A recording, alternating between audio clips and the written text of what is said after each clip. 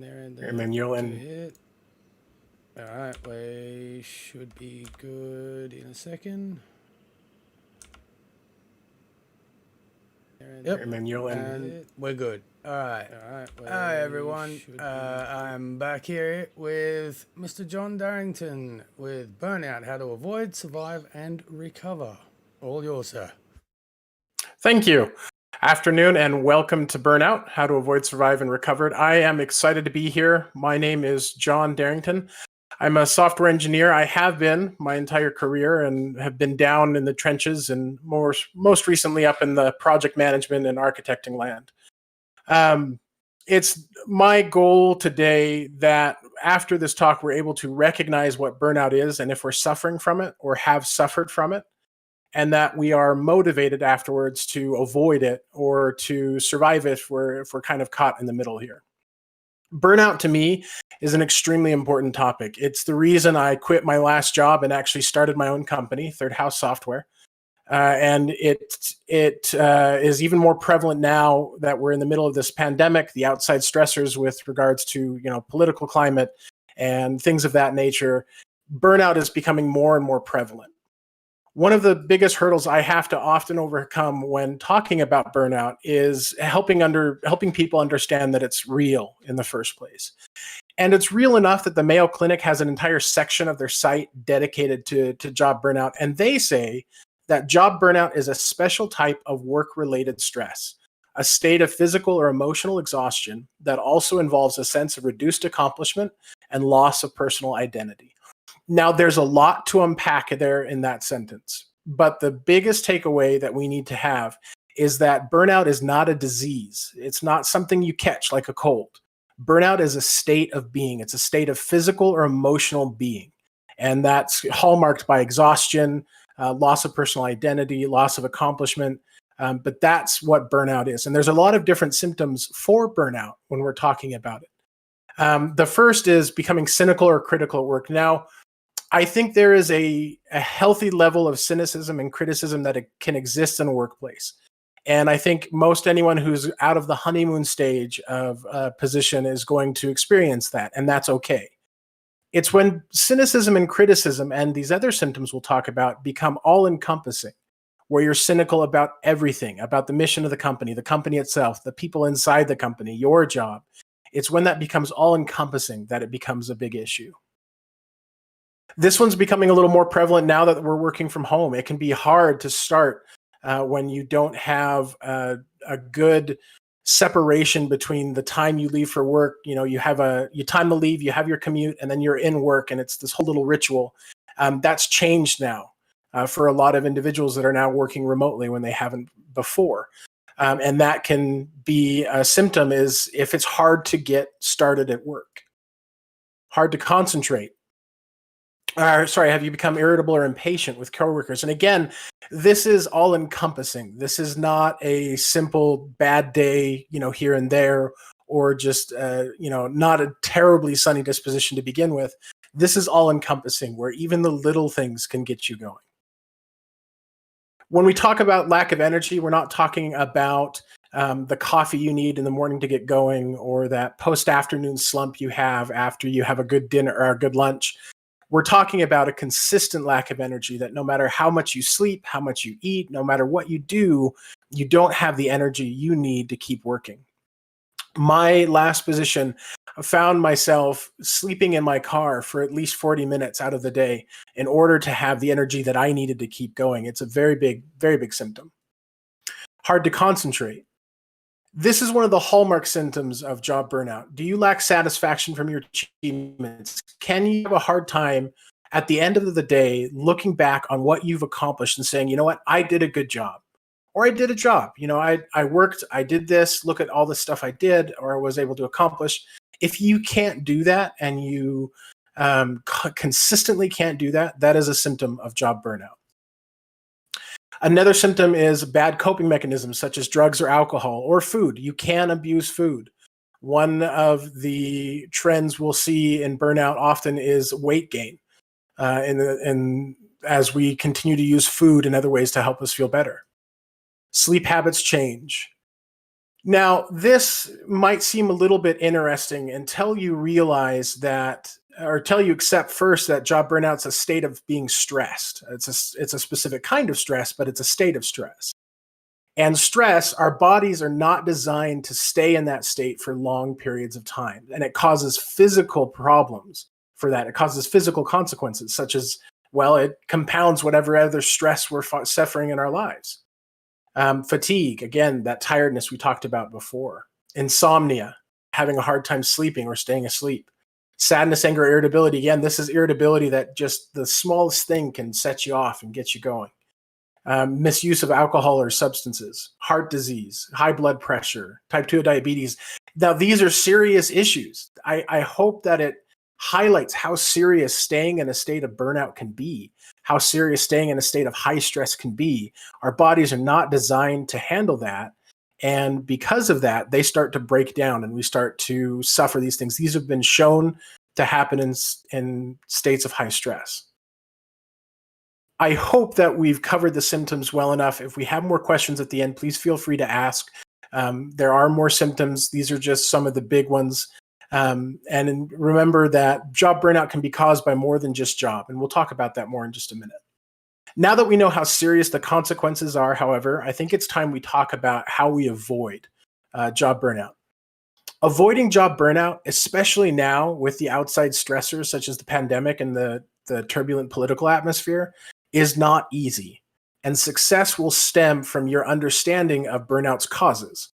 We're going to talk about 6 causes today, and keep in mind that there are more. But what I hope is after this presentation, we'll either talk about those or it becomes more of a common sense, kind of a sixth sense that you'll be able to hone in understanding what situations do and do not cause burnout. So we'll talk about causes first. We'll talk about lack of control. So for you work 7 to 9 hours a day, and sometimes even more than that. If you are not in control for that amount of time, that is a large amount of stress. Where very, very few people can function when they don't feel like they're in control. And if you're not in control for that much of your day, for that, like your entirety of your workday, that could lead to job burnout.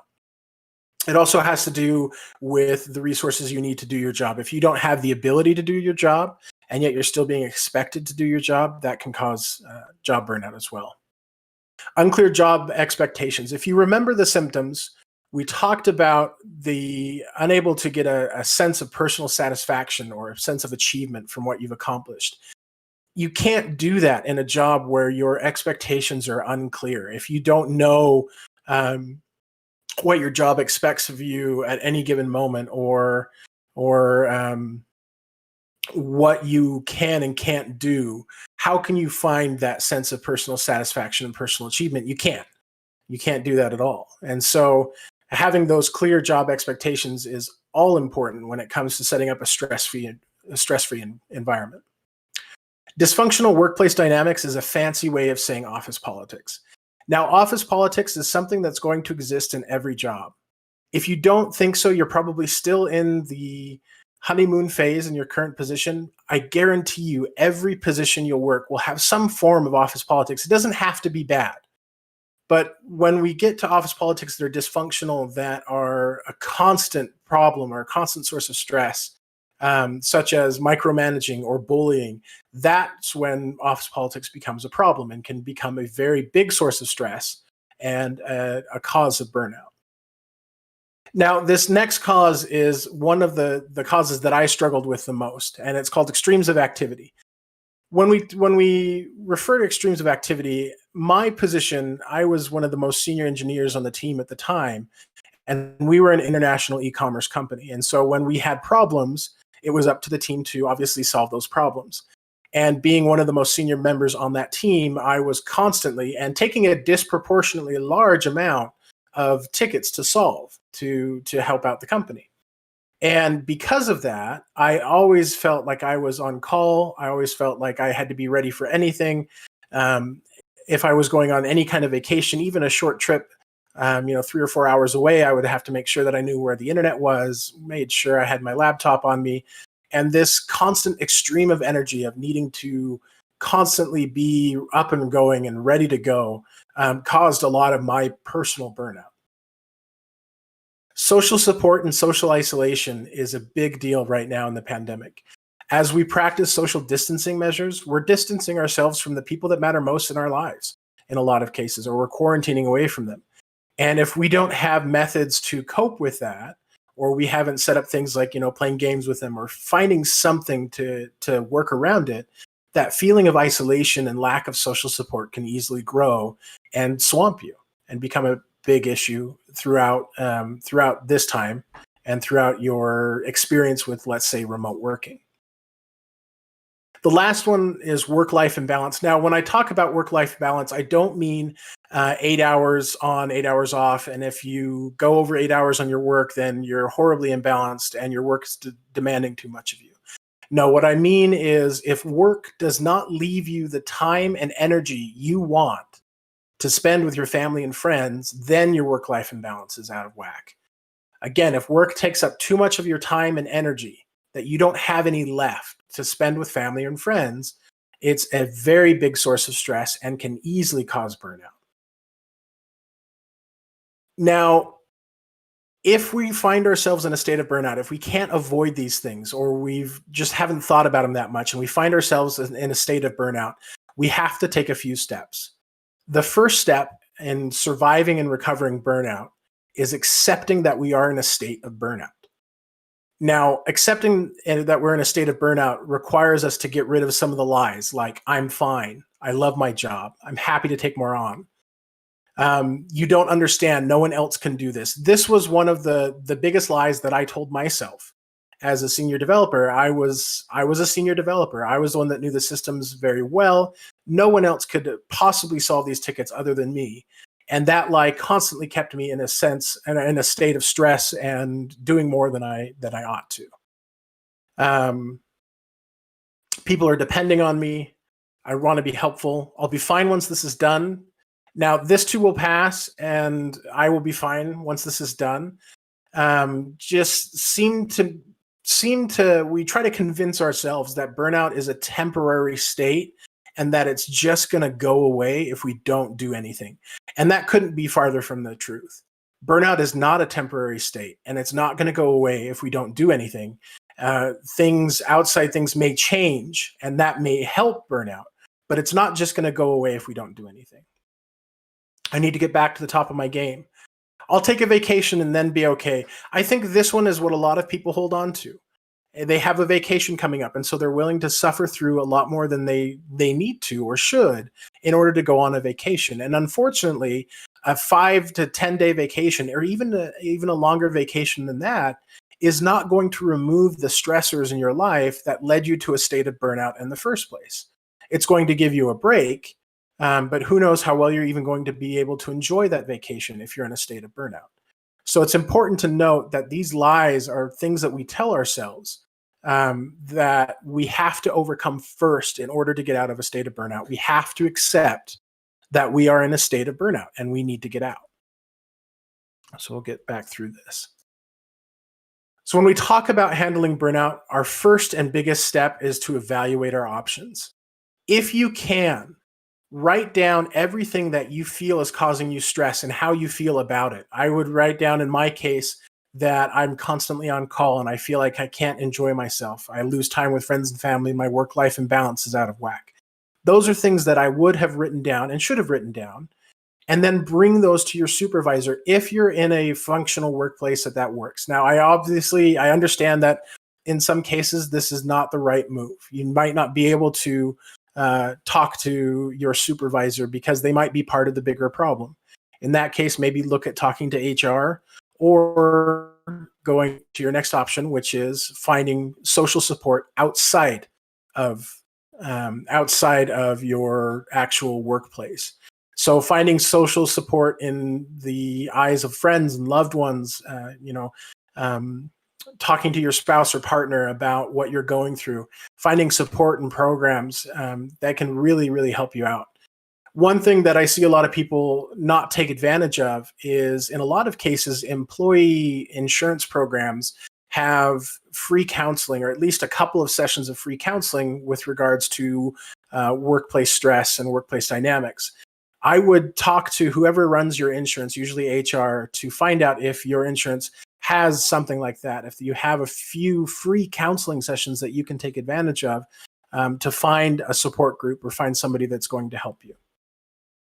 Another way to handle burnout is to try relaxing activities. Now, when I say relaxing activities, I'm talking about activities that change your state of mind or body. Remember that that burnout is being in a certain state of mind and body, being in that stress state.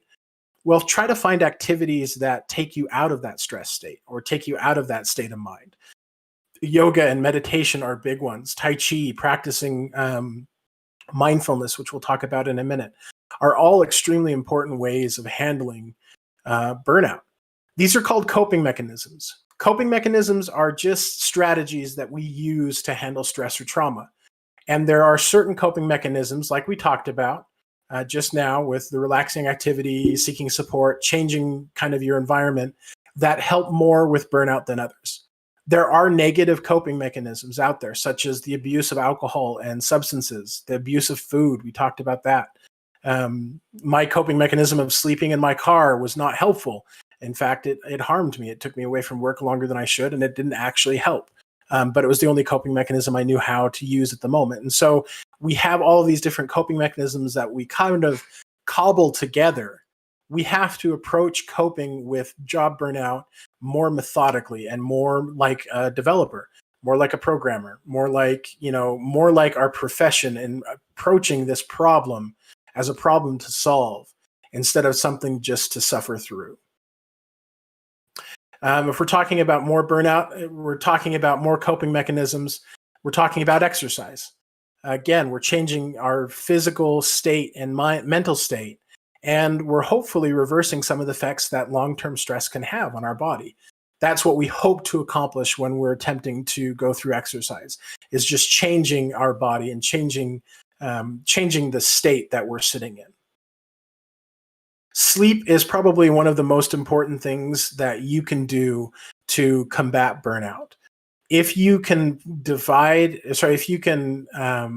find your sleep time and guard it with your life, set up alarms, make sure that where you're sleeping is dark and quiet, make sure that you're not going to be interrupted. Go to bed early if you need to. You might miss out on some things, but it's better to be in a state of mental and physical health and miss out on a few things than necessarily lose sleep and cause that to become more of a problem. The last way I would talk about today of combating burnout is practicing mindfulness. Mindfulness is very simple. It's just, the act itself isn't simple, but the definition is, it's just focusing on yourself and being intensely aware of what you're sensing and feeling at any given time. If you're practicing mindfulness, you're able to look at situations from an objective point of view and to see them like you're standing outside of yourself. There's an excellent book called Search Inside Yourself. It was written by one of Google's most early engineers that talks a lot about mindfulness in a software engineering world. And I highly recommend it as a source of truth when it comes down to mindfulness in the workplace. Burnout is not permanent. It's not a permanent state. It's not going to go away just by not doing anything, but it can be beaten. You can fight back against burnout. We talked about some coping mechanisms today. I think if you think about it, you can find what's stressing you and find the opposite of your stressor. If I'm constantly on call, well, then the opposite of constantly being on call is not being constantly on call. So finding the option to take a rest week or to only be on weekly or something along those lines would have helped me immensely. These are different mechanisms that we can use to get out of burnout. Burnout is not a disease. It's a state of mind and being, and a state of mind and being that can be changed. Thank you so much for giving me the opportunity to present this to you. I hope that by today we're able to recognize if you're suffering from burnout, and if so, able to get yourself out of it and find a way to cope with that health in a healthy way. So let's go ahead and open it up to any questions that we may have gotten throughout the presentation. All right, we got one question came through saying he quit due to burnout to start his own company, but doesn't starting your own company potentially involve a lot of stress and long hours? Yes, it absolutely does. That's why the nuclear method of quitting your job might not be the right way of handling burnout. For me, I thought it was going to be the Midas touch. It was going to be I quit my job and suddenly everything's hunky dory. I can go do my own thing now, do my own contracting work, and everything's going to be fine. And what I found is that the same stressors that I was facing at my workplace, I found that inside my own company as well. And I've had to learn how to cope with those things on my own, whereas maybe before I would have had more help and in a different situation. So you're absolutely right. Starting my own company led to a whole new set of stressors and some of the ones I was already suffering with. And coping with things in a nuclear method, such as quitting, might not be the proper way to handle things. I'll just So I hope that throw in answers I'll throw in a question. Did taking the nuclear method actually send you off the rails? What do you mean, send me off the rails? Stress you out and all that. Like, did it give you burnout not doing something, or because there is the reverse as well? Yeah. In the beginning, when I first came to the conclusion of quitting, it, like I said, it seemed like the Midas touch. And so for the first little bit, it kind of gave me a boost, like this kind of like leg up, and suddenly, nothing seemed as bad anymore. And, the new company was going to be great and everything's going to be hunky dory. Kind of, it put me in the honeymoon phase is what it did. But like I said, it didn't take very long to get back to the same kind of stressors that I was facing at my job, at my own company, and doing my own thing. So it helped a little bit, but not in the long run. And I think that's what it comes down to. And I think that's what coping mechanisms come down to. You might find a coping mechanism that helps you temporarily, such as alcohol, drinking yourself to sleep every night. But in the long run, it's going to do more damage than it does good. And quitting my job could have done more damage in the long run than trying to figure out how to make it work. Fair enough. Question is, do you think men in particular struggle more with asking for help or seeking counseling? I personally think so. Yes, I think our culture focuses on a masculinity that promotes self control and self containment. Self control is the wrong word. Self containment is probably a better word for that. So I do think that men have a much harder time reaching out and saying, "Hey, you know what? I'm struggling with this," especially if it can be viewed as anything that would make them seem lesser. Software engineers, I see, and this is for both men and women, I see constantly struggle with a sense of burnout because they can't stop and say, this is too much for me, because that makes them look bad in the eyes of their peers. If you can't handle this, then who knows, are you supposed to be here? A little bit of imposter syndrome. So absolutely, I do think men struggle with it more. But I think we all kind of struggle with reaching out and saying, hey, I'm struggling with this. I think I'd say that's a male thing because, yeah, we just don't want to openly admit it. Question, how do you distinguish between burnout and anxiety, or is that a professional counseling question? I think that's an excellent professional counseling question. The Mayo Clinic made a really good note about burnout to specify that the root causes of burnout aren't all known. And because of that, you might be suffering from clinical anxiety or clinical depression that really balloons into job burnout.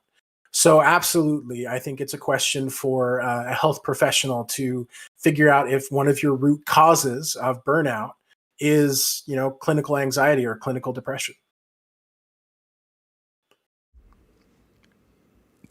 All right. Well, that's the end of the questions. So I'll double check that. Yep.